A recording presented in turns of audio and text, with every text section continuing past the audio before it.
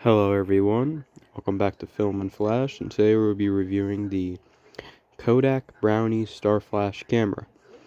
Now this camera takes 127 film, which gives you 12 exposures per film roll, and the photos are 2 by 2 inches, and it produces prints which are, I believe, 3.5 by 3.5 inches. Now this camera comes with a built-in flash, which requires batteries for the flash to work. It has a Dakon lens, and has the ability to shoot in 13 color and black and white 14. I do not know 100% what those numbers mean, but I do know it can shoot in color and black and white. I believe it has an option to shoot in 3 different colors. Should say somewhere here. As you can see on the back here, it says Verichrome, Kodacolor, and Ektachrome. And then it shows you the distances for using the flash. At what distances is it best used. So, to use this camera, as you can tell, when I try to pull this red shutter button down, it won't move. Well, that's because down here, I have to wind the wind all the way until you feel, all the way until it kind of clicks. Like, look, listen. See how it does that? Kind of like till it snaps on your hands, and then it's ready to go. Now, a cool feature of this camera is when you press it down, it'll automatically close itself after a few seconds if you don't let it go. Which I don't believe this has a bulb function, because I cannot find one. And then to switch it to color, you pull down on this tab, pull down and over. Now you're on color. And then to switch back to black and white, to repeat the same process.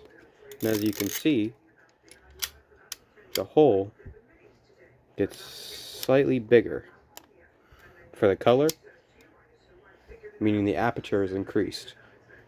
So, this lens has a non-adjustable focus, non-adjustable shutter speed, which I don't even believe it has a bulb mode. At least not one that I can see. It takes M2 flash bulbs, which you screw in right there. I do not have any with me. And there's this little thing here, which I believe you press when putting the bulbs in, or you press it to remove the bulbs maybe. I'm not 100% certain. Your viewfinder's right here, so let me see. You won't be able to tell from here, but you look through here, then you make sure that this is advanced to the next film slide, and then you just, voila. It's pretty simple. And it has a built-in flash, which in my opinion makes this a little bit better than the Kodak Dual Flex 2 if you're using it for low light environments, because it's also more lightweight, which comes with not being as durable because it's made out of plastic as opposed to metal. But they're both from Kodak, but one's a Brownie and one's a Dual Flex. I made a video on the Dual Flex yesterday, but it doesn't have a built-in flash. You have to attach the flash, so this is a little bit better when it comes to flash. And in my opinion, it's a little bit more advanced in the way that it physically prevents double exposures, and you have to manually advance it to ensure even an extra step to ensure you don't double exposure. So to put the film in, switch this down from lock to open, then this just slides right out. It takes 127 film. Let me show you where it says that. Right here. Use 127 film. The film's loaded here. Film this side. Wait, why does it say load here? Wouldn't you stick it in here and stretch it across here? Well, I mean, I guess this thing's probably not lying. So I guess you stick the roll here. Yeah. No.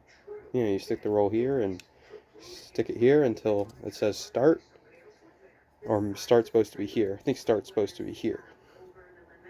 Or is it here? One or the other. You could always look up a video on that. If I had some film, I'd be able to actually show you guys. But see, it's really clean in there. And you use that little black dot to help you advance the film to the next exposure. Now, how do you know how many exposures you have and how many? Well, you know you have 12, so if you just count back from 12, you're fine. Dude, let's go back in. Dude, go back inside. Go in. go back in. This camera is making me a little upset, guys. Okay, there we go.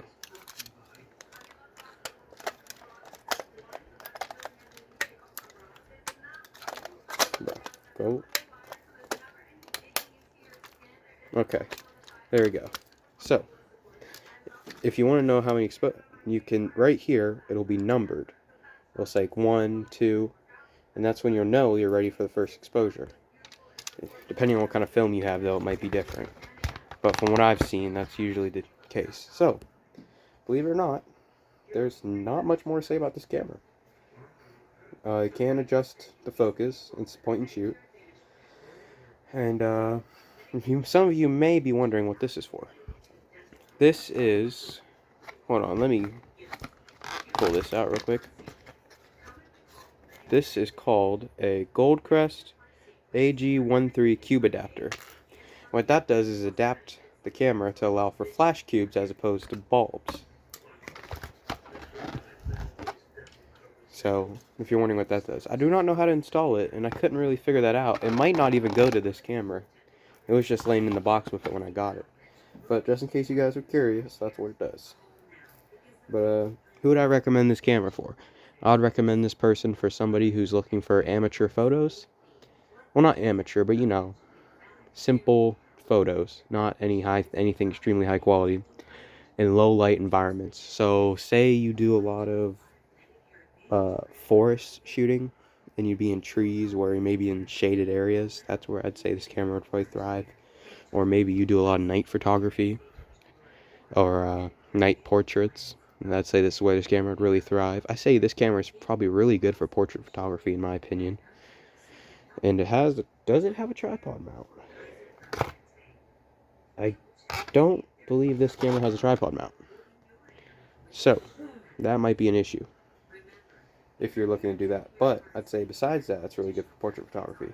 And it has a lanyard, which you can probably put around your neck, but I think it's for your hand. Or you can probably do both, hand or neck. There isn't too much more to say about this camera. I would recommend this camera for somebody who does low light photography. And they do not and they're okay with not being able to manually focus or manually adjust shutter speed or aperture. So, there you go. Is this camera the best option for low light photography? No, because the bulbs are expensive. It's an antique camera. You're better off getting a camera for digital flash. But if you want to do antique low light photography, there you go. Vintage low light photography, pretty good camera for you.